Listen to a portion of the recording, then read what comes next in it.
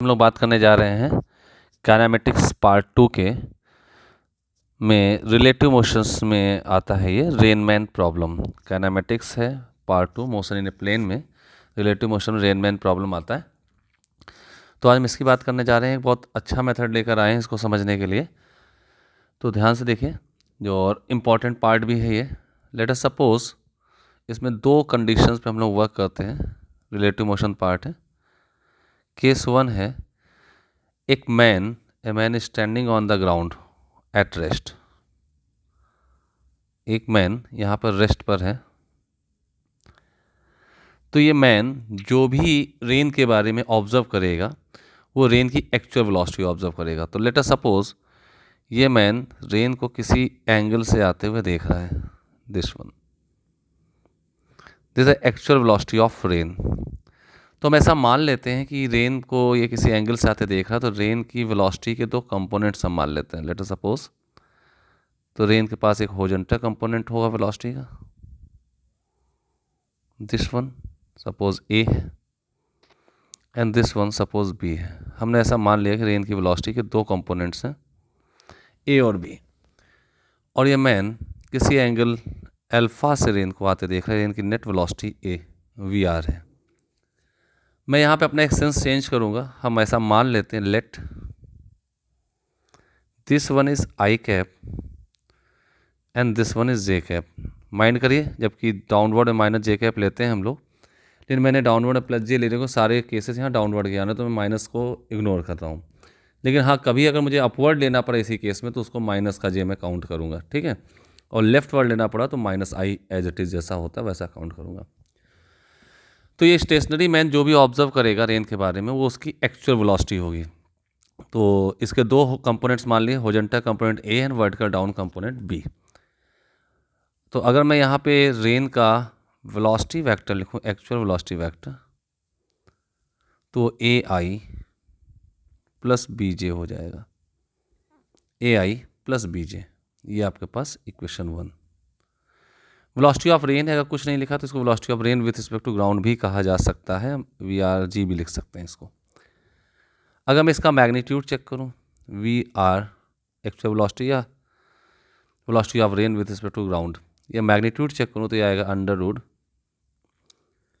ए square plus B square, ये count हो जाएगा। इक्वेशन 2। इक्वेशन 3, अगर मैं देखूँ ये रेन की जो नेट वेलोसिटी वी आर है, इसको वी आर भी कह दें या वी आर जी कह दें, ठीक है। इसको मैं यहाँ लिख दे रहा हूँ कंफर्म करने के लिए, वी आर रेन की वेलोसिटी भी कह दें, कुछ नहीं कह रहे तो ग्राउंड के रिस्पेक्ट में, या वी आर मैग्नीट्यूड आपके पास आ चुका है। ये वर्टिकल से एक एंगल अल्फा नहीं करता हूँ मैं इसको, इस एंगल को थीटा कह दूँ। ये वर्टिकल से एक एंगल थीटा बना रही है, तो यहाँ पे टेन थीटा एक्चुअल एंगल इसका क्या होगा, टेन थीटा हो जाएगा। अगर थीटा की बात करो तो बेस का काम बी करेगा और परपेंडिकुलर ए अपॉन बी। ये 3 इक्वेशंस आ गई। तो अगर मेरा हम लोग यहाँ पे कंसर्न होता है जनरली ए और बी अगर हमें पता चल जाए तो रेन की एक्चुअल इन्फॉर्मेशन हमारे पास हो जाएगा। उसका स्क्वायर करके रूट ले लेंगे तो एक्चुअल स्पीड आ जाएगी, और ए अपॉन बी कर देंगे उसका एक्चुअल एंगल आ जाएगा। पहली कंडीशन ये होती है अगर रेस्ट में खड़ा मैन रेन को ऑब्जर्व कर रहा है तो। केस 2, अगर मूविंग मैन ऑब्जर्व कर रहा है तो, मूविंग मैन, अगर मूविंग मैन इस रेन को ऑब्जर्व करे तो let us suppose man is moving on the ground with a speed of V not. तो यहाँ वेलोसिटी ऑफ मैन मैं लिख सकता हूँ in forward direction. Keep in mind ये फॉरवर्ड डायरेक्शन है। ये फॉरवर्ड डायरेक्शन का मतलब क्या है, जिस डायरेक्शन में रेन ड्रॉप का ए था, देखिए ये फॉरवर्ड डायरेक्शन है, इसी डायरेक्शन में रेन ड्रॉप का ए कंपोनेंट था, सेम डायरेक्शन पे। अगर मैन इधर चल रहा होता तो ये बैकवर्ड डायरेक्शन थी, बैकवर्ड वी नॉट स्पीड से। अगर फॉरवर्ड चल रहा होता तो वी एम जो होता वी नॉट आई कैप लिखा जाता। बैकवर्ड चल रहा होता तो माइनस का वी नॉट आई कैप लिखा जाता वी एम। तो कोई भी कंडीशन दी होती फॉरवर्ड बैकवर्ड में दिया होगा, और कंडीशन में इसके अलावा कोई तीसरी जनरली नहीं मिलती है। इतनी बात क्लियर है। तो ये मूविंग मैन है। तो अब मैं यहाँ को velocity of man with respect to rain, sorry velocity of rain with respect to man. और ये मैं फॉरवर्ड डायरेक्शन के लिए कंसीडर करके केस ले रहा हूँ, बाकी बैकवर्ड के लिए सेम टाइप से माइनस लग कर आ जाएगा, ठीक है। तो अब मैं यहाँ बात करूँ तो V R M, velocity of rain with respect to moving man, velocity of rain minus velocity of man. Velocity of rain, actual velocity of rain आपके पास लिखा हुआ है A I plus B J, A I plus B J minus V naught I, V naught man की speed है। तो this becomes velocity of rain with respect to man A minus V naught I cap plus B J cap. ये आपके सामने जो आ जाएगा, ये moving man ने जो रेन को जो देखा, जो ऑब्जर्व किया, वो रिलेशन है। It is number 4। अगर मूविंग मैन के रिस्पेक्ट में रेन की स्पीड देखी जाए तो इसका मैग्नीट्यूड ले लीजिए, इसका मॉड ले लीजिए speed, under root A minus V nought whole square plus B square. This is the 5th number. और यहाँ पे ये क्या एंगल बनाएगा, किस एंगल पे आते रेन को ऑब्जर्व कर रहा है, वो मैं यहाँ डायग्राम दिखाता हूँ। गॉस देखिएगा, रेस्ट में जो मैन था उसने रेन की हॉरिजॉन्टल वेलोसिटी ए देखी है, और ये मूविंग मैन ने ए माइनस वी नॉट देखी फॉरवर्ड डायरेक्शन। अगर ये बैकवर्ड मूव कर रहा होता तो वी नॉट को माइनस वी नॉट आई लिखते हैं यहाँ पर इस स्टेप पर, और ये ए प्लस वी नॉट हो जाता। That depends on the condition कि कैसा है। मैंने फॉरवर्ड डायरेक्शन पे ले रखा है इसको, ठीक है। तो अब मूविंग मैन जो यहाँ देख रहा है वो इसका एक ये कंपोनेंट देख रहा है, हॉरिजॉन्टल कंपोनेंट में कुछ चेंज देखा, कम देखा है, ए माइनस वी नॉट देखा है, और vertical component as it is देखा है बी, क्योंकि मैन के पास वर्टिकल है नहीं तो इसे रिलेटिव में उसमें कोई चेंज देखेगा नहीं। तो मूविंग मैन रेन को कुछ ऐसे आते देख रहा है, तो उसकी रिस्पेक्ट में मूविंग मैन के रिस्पेक्ट रेन की जो वेलोसिटी आई वो वी आर एम वैक्टर ये होगा, वी आर एम मैग्नीट्यूड हो गया। एक नया एंगल अल्फा बने ये। अब यहाँ पे tan अल्फा कितना होगा, तो मैं tan अल्फा लिखूँ, tan अल्फा थोड़ा सा स्लाइड कर देता हूँ। ये जो tan अल्फा आएगा ये हो जाएगा इसके लिए perpendicular A minus V naught by B, equation number 6। अब गॉस देखिए, पहले वाले डायग्राम में फिगर नंबर 1 है ये, और दूसरी कंडीशन फिगर नंबर 2 है। इन दोनों कंडीशन में अगर देखा जाए तो बेस दोनों में सेम दिया हुआ है बी एंड बी, इसका न्यूमरेटर ए है, ज़्यादा है, इसका ए माइनस वी नॉट है। तो अगर फॉरवर्ड डायरेक्शन चला तो अल्फा जो आएगा वो लेस देन थीटा आएगा। यानी कि लगातार मैन अगर अपनी स्पीड बढ़ाता रहे फॉरवर्ड डायरेक्शन पे तो वो एंगल लगातार कम होता चला जाएगा, because A minus V naught value कम होती चली जाएगी। अब क्या हो कि कुछ यहाँ स्पेशल केसेस आते हैं। इन्हीं दो केस में आपको जितनी प्रॉब्लम दी हूँ उन प्रॉब्लम में ऐसे ही दो केस लिखे होंगे, या तो एक स्टेशनरी कंडीशंस का होगा और एक मूविंग का होगा, या दोनों मूविंग केस के होंगे। अब इसी में एक स्पेशल केस लिख देता हूँ। Moving man observe that rain is falling vertically,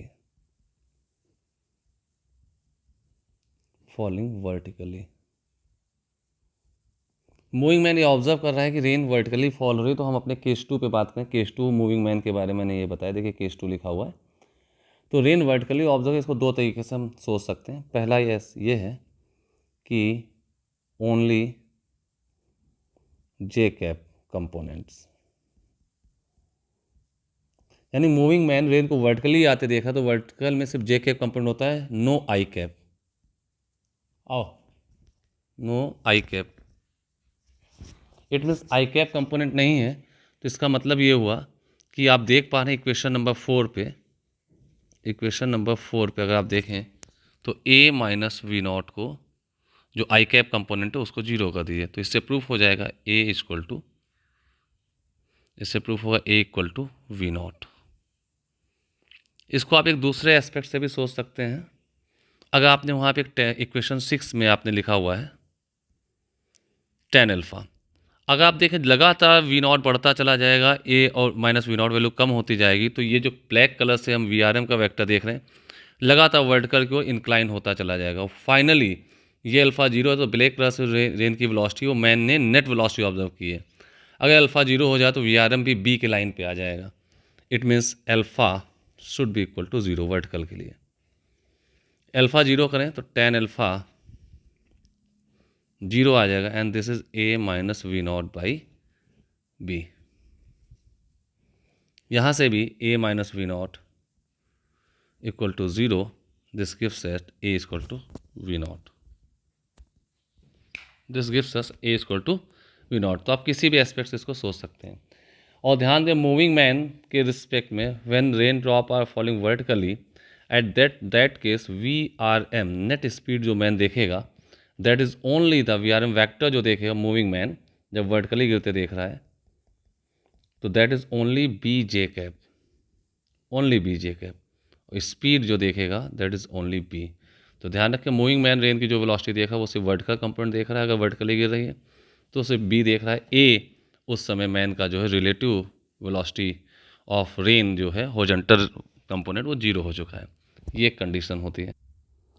तो बहुत से ऐसे केस होते हैं जहाँ पर आपसे पूछा जाता है कि मैन किस वेलोसिटी से मूव करे कि उसको रेन वर्टिकली फॉल होती फील हो। तो वर्टिकल फॉल होने के लिए ये जो रिजल्ट निकले हैं वेलोसिटी या speed of man in forward direction, speed of man should be equal to horizontal components of rain. Rain का हॉरिजॉन्टल कंपोनेंट जब मैन की स्पीड के बराबर हो जाए, बिकॉज मैन एक हॉरिजॉन्टल ग्राउंड में मूव कर रहा है, तो उस केस में रिलेटिव हॉरिजॉन्टल वेलोसिटी जीरो हो जाएगी, तो मैन को रेन की सिर्फ एक vertical velocity observe that is B only. ठीक है, अब इस बात को हम थोड़ा और समझते हैं, एक विजुलाइजेशन कैसे करें। लेट अस सपोज एक एग्जांपल ले लेते हैं, एक ग्राउंड में एक एग्जांपल समझते हैं, इसको समझिए एक वेक्टर से। एक मैन ग्राउंड पे हॉरिजॉन्टल ग्राउंड पे खड़ा था, ग्राउंड के रिस्पेक्ट में ये रेस्ट में था मैन। इसने रेन की हॉरिजॉन्टल वेलोसिटी 10 देखी है, 10, और वर्टिकल वेलोसिटी भी 10 देखी है। इट मीन्स रेन का एक्चुअल एंगल जो है that is at angle of 45 degree 10√2। ये थीटा 45 डिग्री एंड 10√2 मीन्स ये वी आर आ जाएगा, वी आर 10√2। अब अगर मैन इस डायरेक्शन पे हॉरिजॉन्टल रोड पर on the horizontal road man 2 metre per second से चलता है इन फॉरवर्ड सेंस, तो अब ये मूविंग मैन रेन की क्या वेलोसिटी देखेगा, रेन का हॉरिजॉन्टल ये 10-2 देखेगा और ये बी 10 ही रहेगा।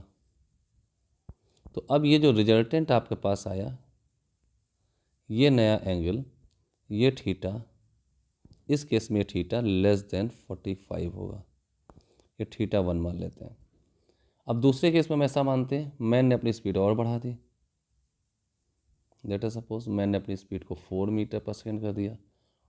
अब ये मूविंग मैन रेन को क्या देखेगा, अब मूविंग मैन रेन को देखेगा ये 10-4 हो गया कंपोनेंट्स, इट मीन्स 6, यहाँ पे 8 था और बी वही 10 है। अब रिजल्टेंट जो वेलोसिटी आएगी, मैंने एक नया एंगल यहाँ थीटा 1 देख रहा था, यहाँ पे नया एंगल थीटा 2 देखेगा। अब ये थीटा 2 और कम होगा थीटा 1 से, theta 2 this theta 2 is less than theta 1। लगातार जो वी आर एम है रेन का मैन के रिस्पेक्ट में वेलोसिटी वेक्टर वो लगातार कम होता जा रहा है। मैन ने अपनी वेलोसिटी और बढ़ा दी, मैन ने अपनी वेलोसिटी और बढ़ा दी, लेट अस सपोज मैन ने अपनी वेलोसिटी को 8 कर दिया है। तो अब ये रेन का हॉरिजॉन्टल 2 देखेगा और वर्टिकल अभी भी 10 ही देखेगा क्योंकि ये बी है। अब रिजल्टेंट जो आ रहा है, रिजल्टेंट कुछ ऐसे आएगा वी आर एम, ये सारे केस में जो आएगा इसको वी आर एम ही कहेंगे रेन की मैन के रिस्पेक्ट में। अब ये एंगल θ3 है, this θ3 is also less than θ2। अब अगर ऐसा हो जाए कि मैन अपनी ग्राउंड में वेलोसिटी